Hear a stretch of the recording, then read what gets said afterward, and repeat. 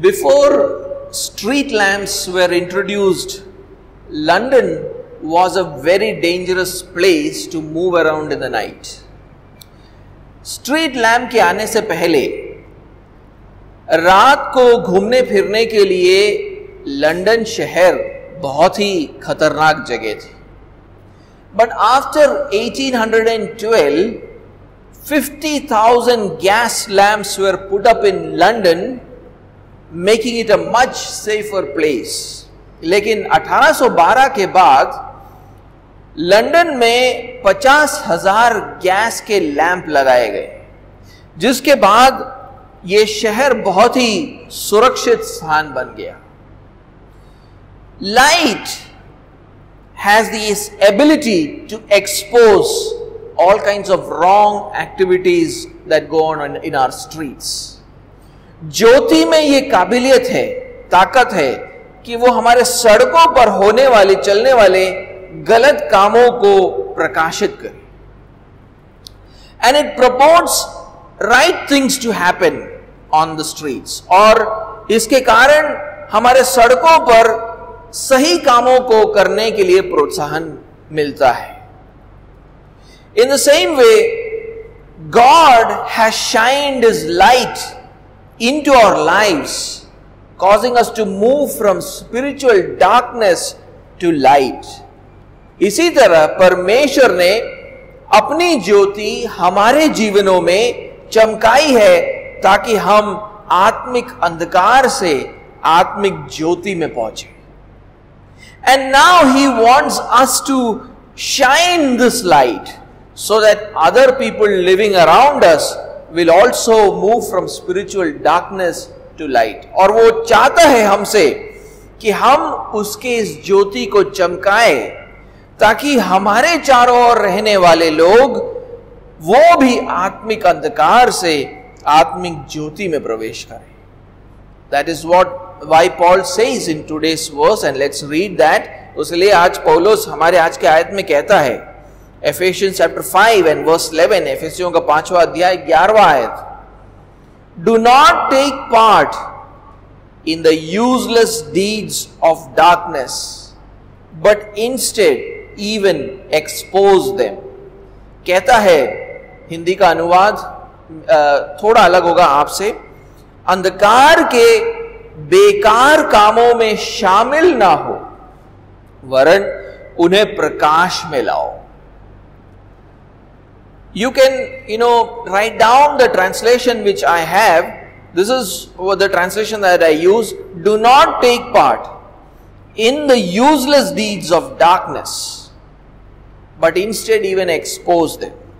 हिंदी अनुवाद भी आप लिख सकते हो जो मैंने आपके सामने प्रस्तुत किया है. अंधकार के बेकार कामों में शामिल ना हो, अंधकार के बेकार कामों में शामिल ना हो, वरन उन्हें प्रकाश में लाओ, वरन उन्हें प्रकाश में लाओ. My first point today is do not take part. आज का पहला बिंदु है शामिल ना हो. In this verse, Paul gives two commands to the believers in Ephesus. इस आयत में पौलुस इफिसुस के विश्वासियों को दो आज्ञाएं देता है.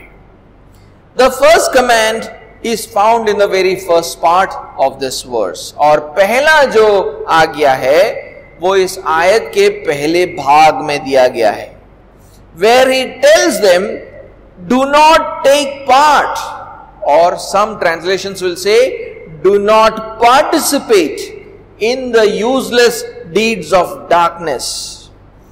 अंधकार के बेकार कामों में शामिल ना हो, यह उसकी पहली आज्ञा है. We will deal with the second command later on. हम दूसरे आज्ञा पर चर्चा थोड़ी देर बाद करेंगे, पहले इस आज्ञा पर ध्यान देंगे. We'll focus on this first command. But listen carefully. This verse which we are studying today is actually the very last part of the Greek sentence which Paul began in verse 7. आप ध्यान दें, ये जो आयत है जिसका अध्ययन आज हम कर रहे हैं वो यूनानी में लिखे गए पौलुस के वाक्य का आखिरी भाग है, जिसका शुरुआत उसने 7वें आयत में किया था। तो 7वें आयत से 11वां आयत एक वाक्य है उसका। So from verse 7 to verse 11 is one statement or one sentence of Paul, and now he is ending that sentence, और अब वो उस वाक्य का अंत कर रहा है। And you will notice that he started this sentence in verse 7 with a similar command, और आप ध्यान दोगे तो आपको पता चलेगा कि इस वाक्य की शुरुआत अर्थात 7वें आयत की शुरुआत उसने ऐसे ही एक समान आज्ञा से किया था।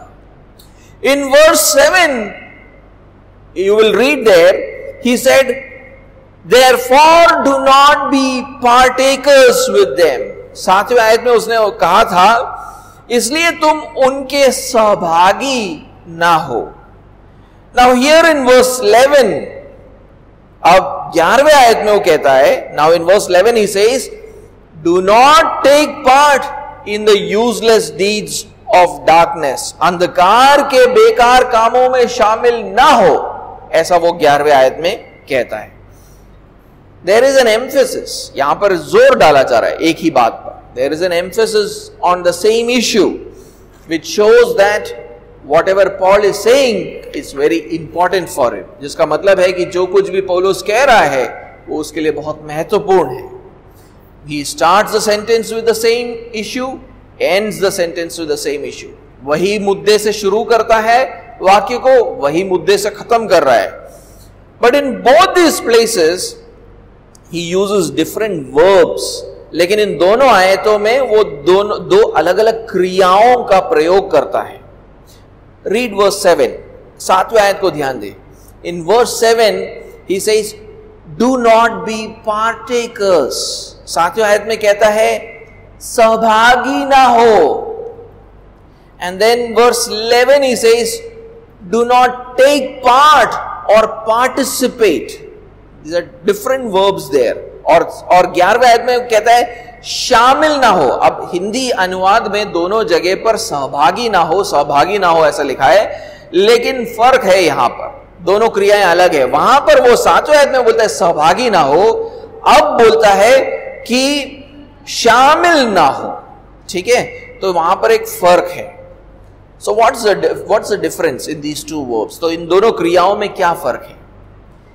इन verse 7 he was telling the believers not to partake from the inheritance of the sons of disobedience। 7वें आयत में वो विश्वासियों से कह रहा था कि आज्ञा न मानने वालों के मिरास में, आने वाले मिरास में तुम सहभागी ना होना। He was saying that do not partake in the inheritance of the sons of disobedience। Those who disobey God, their inheritance is hell, where they experience the wrath of God। जो लोग परमेश्वर की आज्ञाओं को नहीं मानते हैं उनकी मिरास नरक है, जहां पर वो परमेश्वर के क्रोध का अनुभव करेंगे।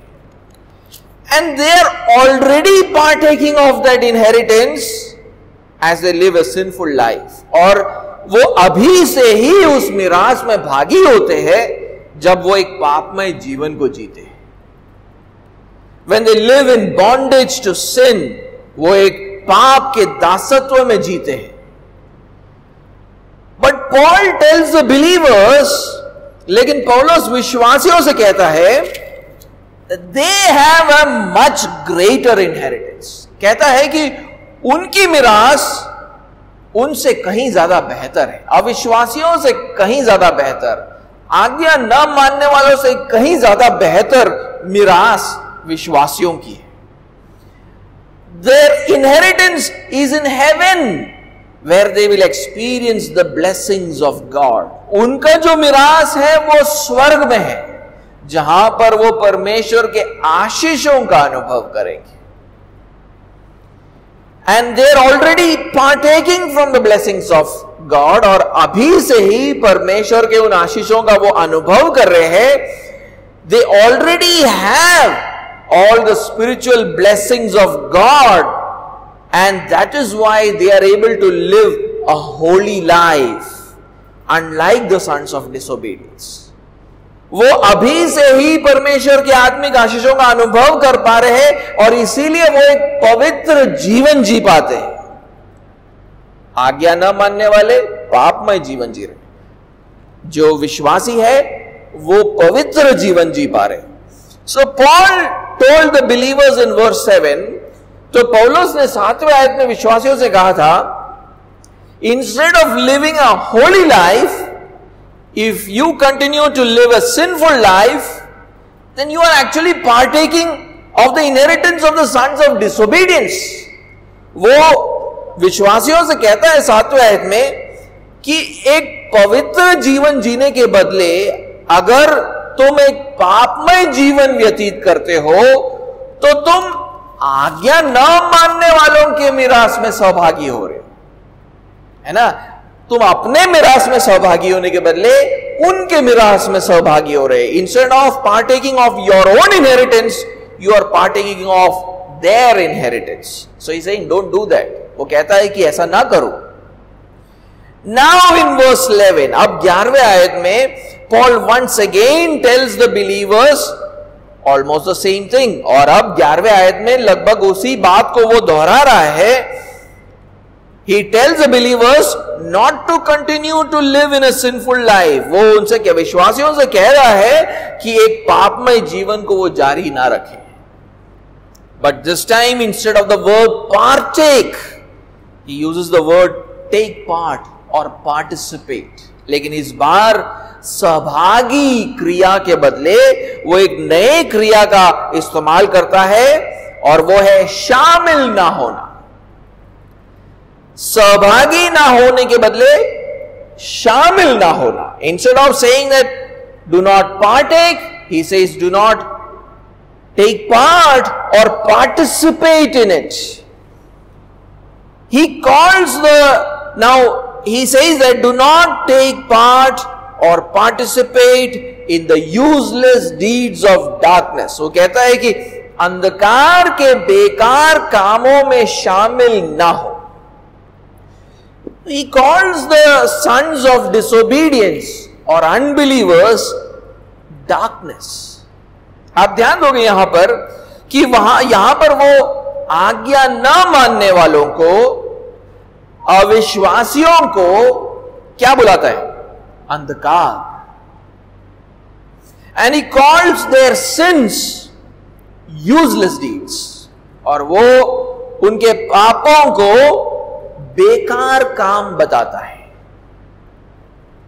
But that verb do not take part or participate, लेकिन वहां पे जो क्रिया का इस्तेमाल किया गया है, शामिल ना होना, means that you must not associate or partner with unbelievers in carrying out their sinful activities. यहां पर जो क्रिया का इस्तेमाल हुआ शामिल ना होना, उसका अर्थ यह है कि आपको अविश्वासियों के साथ संगति अथवा सहयोग नहीं करना है उनके पापमय कार्यों को करने में. Paul is not saying that we must not associate at all with an unbeliever. पौलुस ये नहीं कह रहा है कि हमें किसी भी बात में किसी अविश्वासी के साथ संगति या सहयोग नहीं करना है, ऐसा नहीं बोल रहा है. That's not what Paul is saying. Because it is not possible to live in this world and not associate with an unbeliever. क्योंकि ये मुमकिन नहीं है कि आप इस दुनिया में रहो और आप किसी अविश्वासी के साथ या किसी अविश्वासी के साथ किसी न किसी प्रकार की संगति या सहयोग करो. ये मुमकिन नहीं है. And Paul understands that, and Paul knows that. Because see what he says in 1 Corinthians chapter 5 and verse 9 to 10. क्योंकि आप देखें कि पौलुस पहले कुरिन्थियों के 5वें अध्याय और उसके 9वें और 10वें आयत में क्या कहता है. 1 Corinthians chapter 5 verse 9 and 10. पहला कुरिन्थियों का 5वां अध्याय 9वां और 10वां आयत. I wrote to you in my letter not to associate with sexually immoral people. Not at all meaning the sexually immoral of this world, or the greedy and swindlers or idolaters, since then you would need to go out of the world. See that? वहां पे कहता है, मैंने अपनी पत्री में तुम्हें लिखा है कि व्यभिचारियों की संगति न करना. यह नहीं कि तुम बिल्कुल इस जगत के व्यभिचारियों या लोभियों या अंधेर करने वाले या मूर्ति पूजकों की संगति ना करो, क्योंकि इस दशा में तो तुम्हें जगत में से निकल जाना ही पड़ता. So Paul believes that as believers we will have to associate with unbelievers in some ways when we live in this world. तो पौलुस ये विश्वास करता है कि इस दुनिया में रहते समय विश्वासियों को अविश्वासियों के साथ किसी न किसी प्रकार में संगति या सहयोग तो करना पड़ेगा. We will have to study with them, हमें उनके साथ पढ़ाई करना पड़ेगा. We will have to work with them, हमें उनके साथ काम करना पड़ेगा. We will have to socialize with them, हमें उनके साथ सामाजिक रिश्ते बनाने पड़ेंगे. But Paul is saying that we must not take part or participate in their sins. लेकिन पौलुस कहता है कि लेकिन आप उनके पापों में शामिल मत हो. You might have noticed that most translations call the sins of the unbelievers unfruitful deeds. I said useless deeds. Most translations say unfruitful deeds. आपने ध्यान दिया होगा कि ज्यादातर अनुवाद अविश्वासियों के पापों को निष्फल काम बताते हैं. मैंने बेकार काम बोला, लेकिन ज्यादातर अनुवाद निष्फल काम बताते हैं. That's not a very helpful translation, लेकिन ये एक लाभदायक अनुवाद मुझे लगता नहीं है. Because in Paul's mind, the deeds committed by a person is the fruit he produces. क्योंकि पौलुस के मन में एक व्यक्ति के काम ही उसके फल है. एक व्यक्ति के काम ही उसके फल है. A person's deeds are his fruit. So when we say unfruitful deeds, we are basically saying unfruitful fruits. क्योंकि जब हम बोलते हैं निष्फल काम, तो हम मूल रूप से यह बोल रहे हैं कि निष्फल फल. That is not very meaningful. ये बहुत ही अर्थपूर्ण नहीं है. Actually Paul is comparing the deeds of a believer and an unbeliever. यहां पर असल में पौलुस एक विश्वासी और अविश्वासी के कामों की तुलना कर रहा है. In verse 8, you will have to focus there on your in your Bibles. आपको बाइबल पे ध्यान लगाना होगा. In verse 8, Paul calls the believer light. 8वें आयत में पौलुस ने विश्वासी को ज्योति बताया था. And in verse 9, he calls the deeds of the believer fruit. और 9वें आयत में वो विश्वासी के कामों को फल बताता है. That is why he says fruit of the light. इसलिए वो कहता है ज्योति का फल.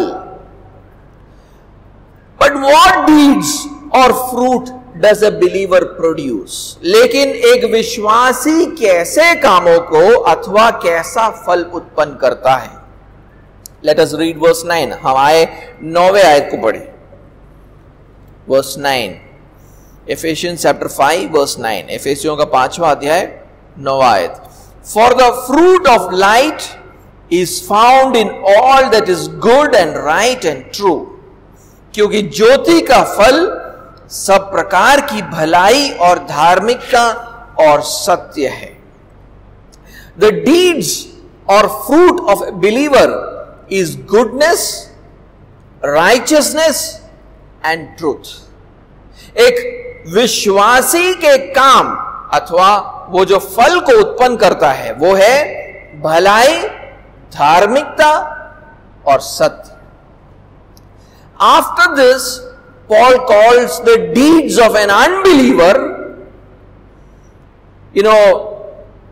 unfruitful deeds of darkness. और इसके बाद पौलुस अविश्वासी के कामों को अंधकार के निष्फल काम करके बताता है वहां पे.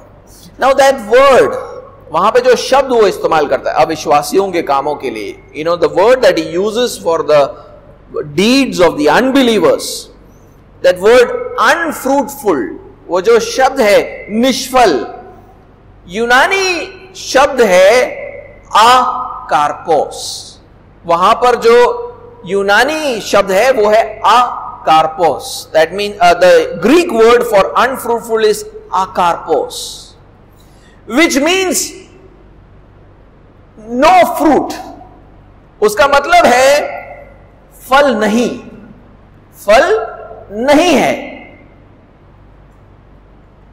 कार्पोस मीन्स फ्रूट, अकार्पोस मीन्स नो फ्रूट. कार्पोस का मतलब है फल, जो वो हमारे लिए इस्तेमाल करता है ज्योति का फल, वो है कार्पोस. he talks about our fruits, the fruit of light. That word fruit is karpos, and the deed of the unbeliever is akarpos. और अविश्वासी का काम जो है वो अकार्पोस है. So he is saying that the deeds of an unbeliever cannot be called a fruit. वो कह रहा है कि एक अविश्वासी के कार्य को फल नहीं कहा जा सकता, फल नहीं कहा जा सकता. But the deeds of a believer can be called fruit. लेकिन एक विश्वासी के कार्यों को फल कहा जा सकता है. Because the deeds of the believer are a blessing to others. क्योंकि एक विश्वासी के काम दूसरों के लिए आशीष का कारण बनता, उसीलिए उसको फल कहा गया. That is why it is called fruit, because it is a blessing to others.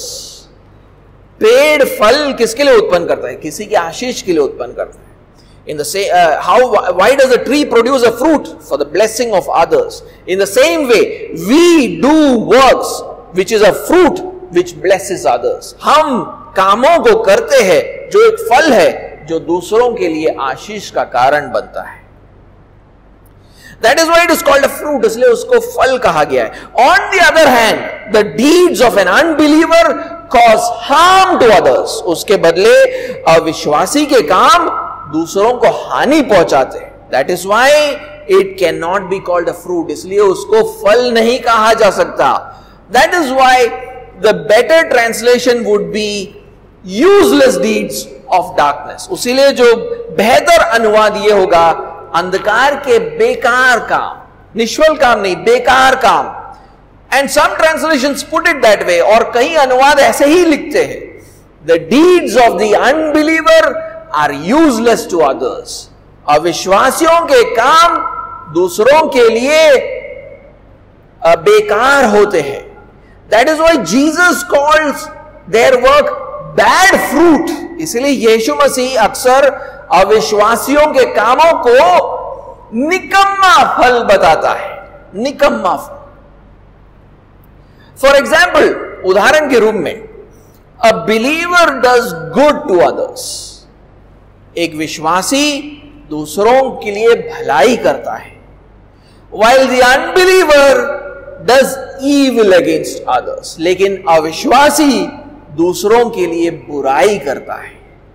Read John chapter 5 verse 28 and 29. यूहन्ना 5वां अध्याय और उसका 28 और 29वीं आयत को हम पढ़ें. John chapter 5 verse 28 and 29. Do not marvel at this, for an hour is coming when all who are in the tombs will hear his voice and come out.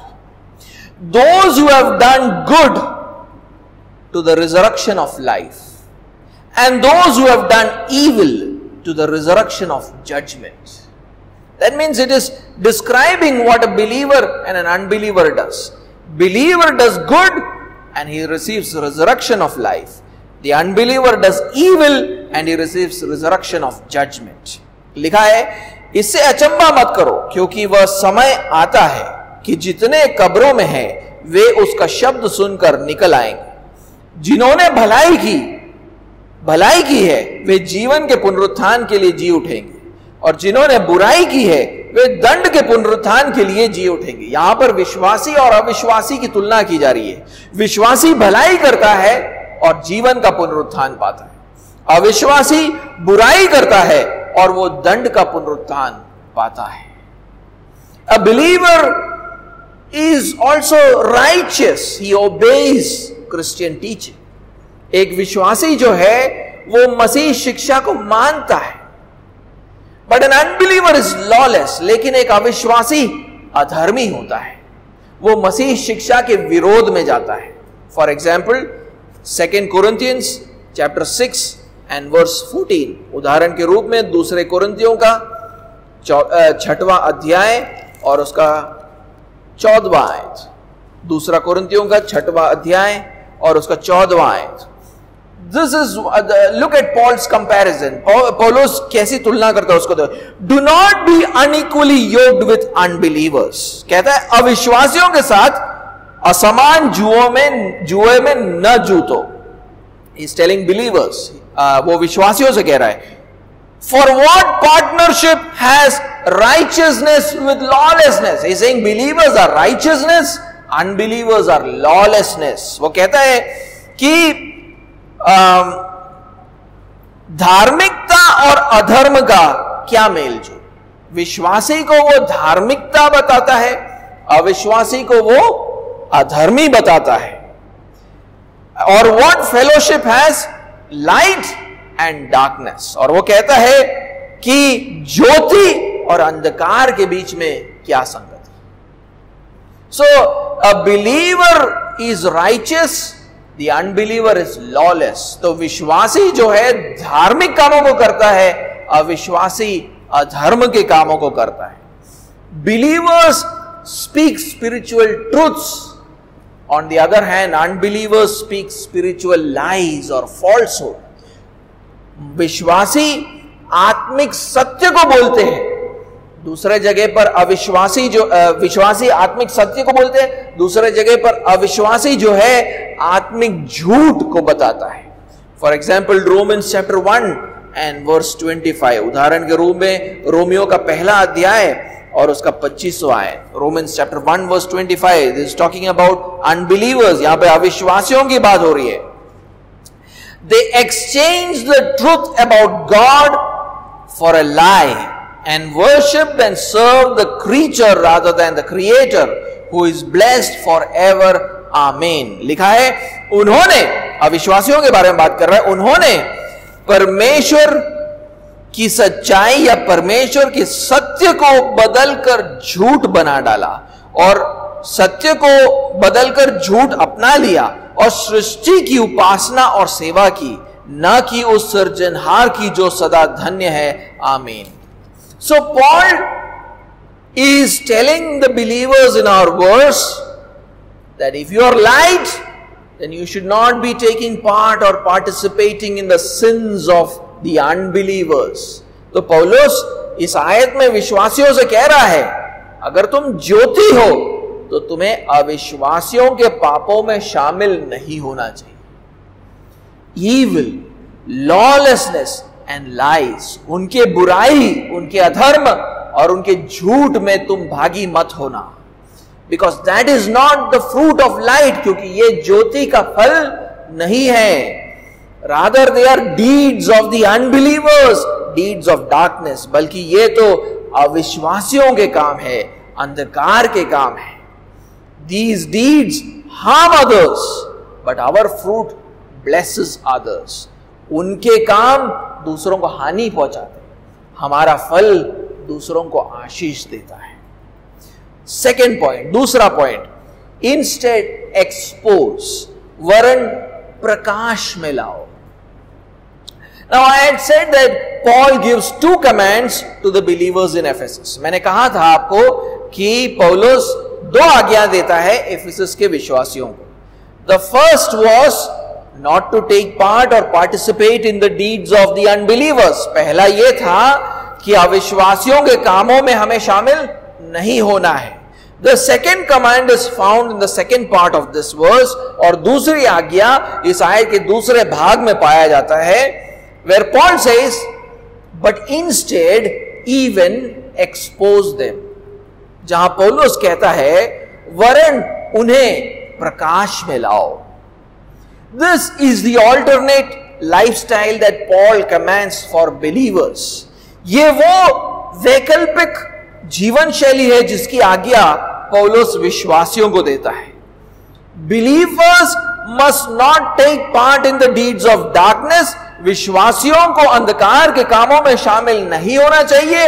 Instead, they must expose the deeds of darkness. बल्कि उन्हें अंधकार के कामों को प्रकाश में लाना चाहिए. In verse 8, Paul had told the believers that now you are light in the Lord. 8वें आयत में पौलुस ने विश्वासियों से कहा था तुम अब प्रभु में ज्योति हो. Now he tells those who are light to expose the deeds of darkness. अब वो जो लोग ज्योति है उनसे वो कहता है कि तुम अंधकार के कामों को प्रकाशित करो, प्रकाश में लाओ उसको. If light does what it is supposed to do, अगर ज्योति अपना काम करे, that is to give light, यानी उसका काम है प्रकाश देना. अगर ज्योति अपना काम करे तो वो अंधकार के कामों को प्रकाशित करता है. If light does what it is supposed to do, it will expose the deeds of darkness. What it means is that, इसका मतलब यह है, if a believer lives the way he is supposed to live, his life will expose the sins of the unbelievers. अगर एक इसका मतलब यह है कि एक विश्वासी उस तरह जिए जैसे उसको जीना चाहिए, तो उसका जीवन अविश्वासियों के कामों को प्रकाशित करेगा. If a believer does goodness, अगर एक विश्वासी भलाई करता है, the evil done by unbelievers will be exposed. अविश्वासियों की बुराई प्रकाशित हो जाएगी. हम अगर भलाई करेंगे तो अविश्वासी जो बुराई करते हैं वो प्रकाशित खुलकर बाहर आ जाएगा. If we do goodness, the evil of the unbelievers will be exposed. For example, Jesus said something like this in John chapter 3 verse 20. देखिए यीशु मसीह के शब्दों को सुनिए. यूहन्ना और उसका 3रा अध्याय और उसका 20वां आयत. John chapter 3 and verse 20. For everyone who does evil things or wicked things hates the light and does not come to the light lest his work should be exposed. लिखा है क्योंकि जो कोई बुराई करता है वह ज्योति से बैर रखता है और ज्योति के निकट नहीं आता, ऐसा ना हो कि उसके काम प्रकाशित हो जाए. एक्चुअली ऐसा होना चाहिए, आपके अनुवाद में ऐसे लिखा है कि उसके काम पर दोष लगाया जाए. एक्चुअली ऐसा होना चाहिए, ऐसा ना हो कि उसके काम प्रकाशित हो जाए, ऐसे वहां पर लिखा हुआ है. Now here light refers to Jesus. यहां पर ज्योति जो शब्द है वो यीशु मसीह के लिए इस्तेमाल किया गया है. But Paul tells us that we are also light in the Lord Jesus. लेकिन पौलुस हमसे कहता है कि प्रभु यीशु में हम भी ज्योति है. Jesus says that those who do evil hate the light. Yeshu Masih कहते हैं कि जो कोई बुराई करता है वो ज्योति से बैर करता है. Over the last few weeks we have been talking about doing good, meeting other people's needs. हम पिछले कुछ हफ्तों से भलाई करने की बात कर रहे हैं. भलाई करने का मतलब है दूसरों की जरूरतों को पूरा करना. Those who are evil, they are always looking to take away what belongs to others. जो लोग बुराई करते हैं वो हमेशा ये सोच रहे होते हैं कि हमें दूसरों के चीजों को अपना कैसे बना लो। भलाई करने वाला ये सोच रहा है कि मैं अपने चीजों को दूसरों को कैसे दूं। Those who do good are thinking, how should I, meet somebody else's needs. Those who do evil are always thinking, how should I take what belongs to somebody else and make it mine. They will say, अगर ऐसे लोग यहां पर आएंगे, those, if such people come here, they will say, here nobody talks about taking, receiving, everyone talks about giving, giving, giving. यहां पर अगर ऐसे लोग आ जाए, बुरे लोग आ जाए, बुराई करने वाले लोग आ जाए, तो वो ये सुनेंगे कि ये लोग तो हमेशा देने की बात करते हैं, देने की बात करते हैं, देने की बात करते हैं, कोई लेने की बात तो करता ही नहीं है। हाँ? Such people will run away from this church. ऐसे लोग इस कलीसिया से भाग जाएंगे। Because eventually their greediness, their selfishness will get exposed in such kind of an environment. क्योंकि आखिर में उनका जो लालच और उनका स्वार्थ है ऐसे माहौल में खुलकर बाहर आ जाएगा। That is why Jesus says, उसलिए यीशु मसीह कहता है, those who do evil will not come to the light for fear that his deeds will be exposed. इसलिए यीशु मसीह कहता है, जो कोई बुराई करता है वो ज्योति के निकट नहीं आता, क्योंकि उनको डर है कि उनके काम प्रकाशित हो जाएंगे, खुलकर बाहर आ जाएंगे। You might have seen cockroaches enjoying being in the darkness. आपने देखा होगा कि कॉकरोच को कैसे अंधेरे में घूमना फिरना बहुत पसंद होता है। But when you put on the light, they will run away and hide in some dark corner. जैसे ही आप लाइट ऑन करते हो तो कॉकरोच भागकर कहीं छिप जाएगा, कोई अंधेरी जगह में जाकर छिप जाएगा। The people of this world are like this. इस दुनिया के लोग ऐसे ही है। They enjoy doing evil. उनको बुराई करना पसंद है। But when Christians begin to do goodness, लेकिन जब मसीही लोग भलाई करते हैं तो ज्योति चमकती है। Light comes on and their evil deeds get exposed. और उनके जो बुरे काम है वो खुलकर बाहर आ जाते हैं। If a believer walks in righteousness, the lawlessness of the unbelievers will be exposed. अगर विश्वासी धार्मिकता में चलता है तो अविश्वासियों का अधर्म प्रकाशित हो जाता है। फॉर एग्जाम्पल जॉन चैप्टर 16, उदाहरण के रूप में यूहन्ना 16वां अध्याय और उसका 7वां और 8वां आयत। जॉन चैप्टर 16 वर्स 7 and 8, यूहन्ना 16वां अध्याय 7वां और 8वां आयत। Nevertheless, I tell you the truth. It is to your advantage that I go away. For if I do not go away, the helper will not come to you. But if I go, I will send him to you. And when he comes, he will convict the world, or the word is expose. When he comes, he will expose the world concerning sin and righteousness and judgment. लिखता है, तो भी मैं तुमसे सच कहता हूं कि मेरा जाना तुम्हारे लिए अच्छा है, क्योंकि यदि मैं ना जाऊं तो वह सहायक तुम्हारे पास ना आएगा, परंतु यदि मैं जाऊंगा तो उसे तुम्हारे पास भेजूंगा। वह आकर संसार को पाप और धार्मिकता और न्याय के विषय में एक्चुअली प्रकाशित करेगा। वहां पे शब्द लिखा है निरुत्तर करेगा, शब्द होना चाहिए प्रकाशित करेगा। Jesus says He will send the Holy Spirit to us. यीशु मसीह कहता है कि वो पवित्र आत्मा को हमारे पास भेजेगा। And when the Holy Spirit comes to us, He begins to convict the world through us. और जब पवित्र आत्मा हमारे पास आता है तो वो हमारे द्वारा संसार के कामों को प्रकाशित करने लगता है। When the Holy Spirit works through us, He exposes the world concerning righteousness. जब पवित्र आत्मा हमारे द्वारा कार्य करता है तो वो धार्मिकता के विषय में संसार को प्रकाशित करता है। He exposes their lawlessness and reveals the standard of God's righteousness. वो उनके अधर्म को प्रकाश में लेकर आता है और परमेश्वर के धार्मिकता का आदर्श उनके सामने प्रस्तुत करता है। If A believer speaks the truth, the lies or falsehood of unbelievers will be exposed. अगर विश्वासी सत्य को बोलता है तो अविश्वासी का झूठ प्रकाशित हो जाता है। For example Titus chapter 1 verse 9, उदाहरण के लिए तीतुस का पहला अध्याय और 9वां आयत एक बार पढ़ेंगे। तीतुस पहला अध्याय और 9वां आयत।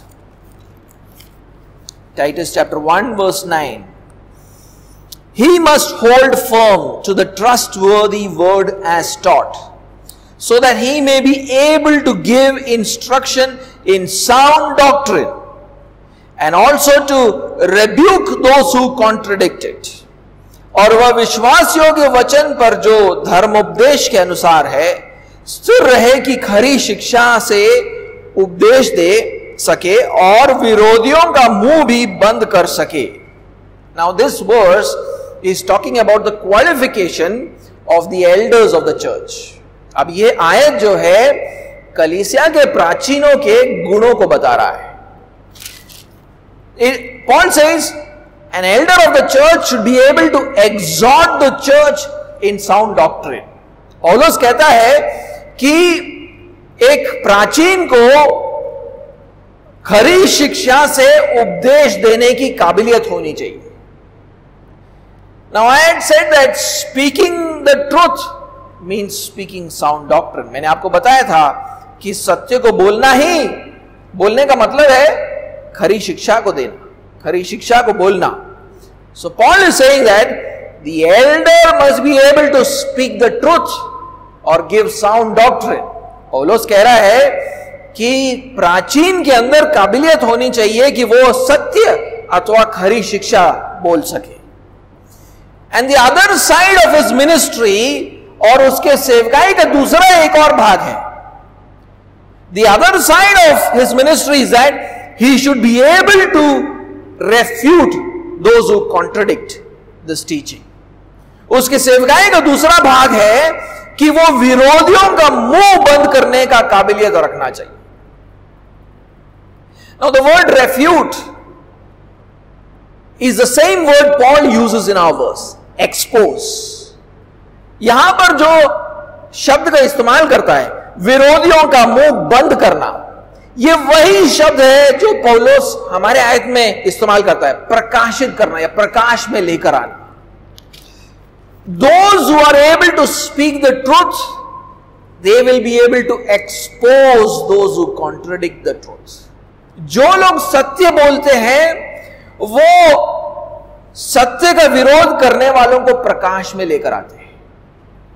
Those who are able to speak the truth are able to expose those who propagate spiritual lies and falsehood. जो लोग सत्य को बोल पाते हैं वो आत्मिक झूठ बोलने वालों को प्रकाश में लेकर आते हैं। In this way, the light exposes the deeds of darkness. इस तरह ज्योति अंधकार के कामों को प्रकाश में लेकर आता है। Why do we need to expose the deeds of darkness, the deeds of the unbelievers? हमें अंधकार के कामों को अथवा अविश्वासियों के कामों को प्रकाश में क्यों लेकर आना चाहिए?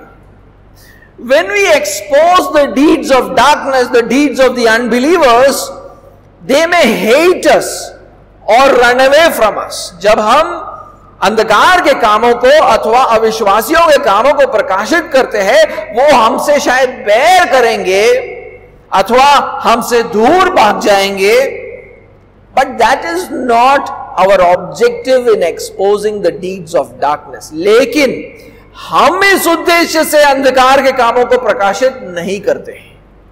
Rather, we want the unbelieving world to repent of its sins and start believing in the God of the Bible. बल्कि हम ये चाहते हैं कि अविश्वासी दुनिया पापों से पश्चाताप करे और बाइबल के परमेश्वर पर विश्वास करे। Read 1 Corinthians chapter 14 and verse 24 and 25. पहले कुरिन्थियों का 14वां अध्याय और उसका 24 और 25वें आयत को पढ़िए। 1 Corinthians chapter 14 verse 24 and 25. But if all prophecy and an unbeliever or outsider enters, he is convicted by all, he is called to account by all. The secrets of his heart are disclosed, and so falling on his face, he will worship God and declare that God is really among you.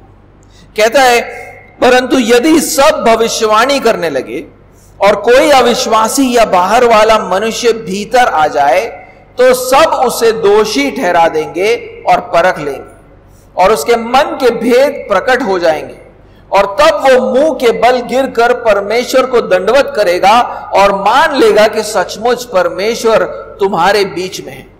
Paul says that if the whole church prophesies and an unbeliever walks into the assembly of the church, he is convicted by all. पौलुस कहता है कि अगर सारी कलीसिया भविष्यवाणी करे और एक अविश्वासी चलकर कलीसिया के भीतर आता है, तो सब उसे दोषी ठहराएंगे. The word convicted is actually exposed. वहां पर जो शब्द का इस्तेमाल किया है, दोषी ठहराएंगे, ये वही शब्द है जिसका पौलुस प्रयोग करता है, प्रकाश में लाना. When believers speak the truth in the church, जब विश्वासी कलीसिया में खड़े होकर सत्य को बोलता है, the unbeliever who comes in is exposed. अविश्वासी जो कलीसिया के अंदर आता है, वो प्रकाशित हो जाता है. The sinful secrets of his heart are exposed. उसके हृदय के गुप्त पापमय बातें प्रकाशित हो जाती हैं. Therefore he repents and starts worshiping God. इसलिए वो पश्चाताप करता है और परमेश्वर की आराधना करने लगता है. Over the last few weeks, we have been learning that we are light, and the fruit of light is goodness, righteousness and truth. हम पिछले कुछ हफ्तों से ये सीखते आ रहे हैं कि हम ज्योति हैं और ज्योति का फल भलाई, धार्मिकता और सत्य है. If we are light and produce this fruit in our lives, the fruit of meeting other people's needs, the fruit of obedience to sound Christian teaching, the fruit of speaking sound doctrine centered on Christ, अगर हम ज्योति है और हम इस फल को उत्पन्न कर रहे, फल का मतलब है दूसरों के जरूरत को पूरा कर रहे, खरी मसीह शिक्षा को मान रहे हैं और खरी शिक्षा जो मसीह पर केंद्रित है उसको बोल रहे हैं, then people will hate us. People might hate us and stay away from us. लोग शायद हमसे बैर करेंगे, हमसे दूर जाएंगे. But if God works in their lives, लेकिन अगर परमेश्वर उनके जीवनों में कार्य करता है, they will repent and turn to Jesus Christ. वो लोग पश्चाताप करेंगे और यीशु मसीह के ऊपर विश्वास करेंगे. उदाहरण के रूप में एक आयत को पढ़ेंगे, 2 कोरिन्थियों का 4 अध्याय. Let's read one verse, 2 Corinthians chapter 4. 2 Corinthians chapter 4 verse 4. 2 कोरिन्थियों का 4 अध्याय 4 आयत. In their case, that means he's talking about the unbelievers. In their case, the God of this world has blinded the minds of the unbelievers to keep them from seeing the light of the gospel of the glory of Christ, who is the image of God. It says that the God of this world, that means the devil, has blinded the minds of the unbelievers so that he will not see the light of the gospel. लिखा है, और उन अविश्वासियों के लिए जिनकी बुद्धि संसार के ईश्वर ने अंधी कर दी है. क्यों? ताकि मसीह जो परमेश्वर का प्रतिरूप है, उसके तेजोमय सुसमाचार का प्रकाश उन पर ना चमके. तो पौलुस बोल रहा है कि अविश्वासियों की बुद्धि अंधेरी हो गई है, और ये कौन कर रहा है? शैतान करता है, शैतान ये इसलिए करता है ताकि सुसमाचार की ज्योति उन पर ना चमके. So unbelievers will never come to the light. अविश्वासी ज्योति में कभी आएगा ही नहीं अनलेस गॉड वर्क्स. नहीं तो परमेश्वर का कार्य होना चाहिए उसके जीवन में. रीड वर्स 6, 6वें आयत को पढ़े. This is what has happened in our lives. ये हमारे जीवन में हुआ है. He says, for God who said let light shine out of darkness has shone in our hearts to give the light of the knowledge of the glory of God in the face of Jesus Christ. इसलिए कि परमेश्वर ही है जिसने कहा अंधकार में से ज्योति चमके, और वही हमारे हृदयों में चमका कि परमेश्वर की महिमा की पहचान की ज्योति यीशु मसीह के चेहरे से प्रकाशमान. God shined his light into our hearts and we were able to see his glory in the face of Jesus Christ. परमेश्वर ने अपनी ज्योति हमारे हृदयों में चमकाया, तब अंधकार हटा और हमने परमेश्वर के महिमा को यीशु मसीह के चेहरे पर देखा. When we live like the light, we expose the deeds done by darkness. हम जब ज्योति के समान जीते हैं तब अंधकार के काम प्रकाशित होते हैं. But darkness itself gets subsumed in the light. लेकिन अंधकार खुद इस ज्योति में सम्मिलित हो जाता है. When light comes, darkness does not remain. Light takes over that place. जब ज्योति आती है, अंधकार बच नहीं जाता है, वो जगह पर सिर्फ ज्योति बचता है. When we shine the light and God works, जब हम जब अपने ज्योति को चमकाते, हम जब जिस तरह हमें जीना चाहिए हम उस तरह जीते हैं और परमेश्वर हमारे द्वारा कार्य करता है.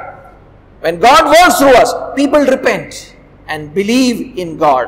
लोग पश्चाताप करते और परमेश्वर पर विश्वास करते, and they become light and they begin to shine the light. तब वो भी ज्योति बन जाते हैं और वो परमेश्वर की ज्योति को चमकाना शुरू करते हैं. In this way the light of God is spreading through this world. इस तरह परमेश्वर की ज्योति इस दुनिया में फैल रही है.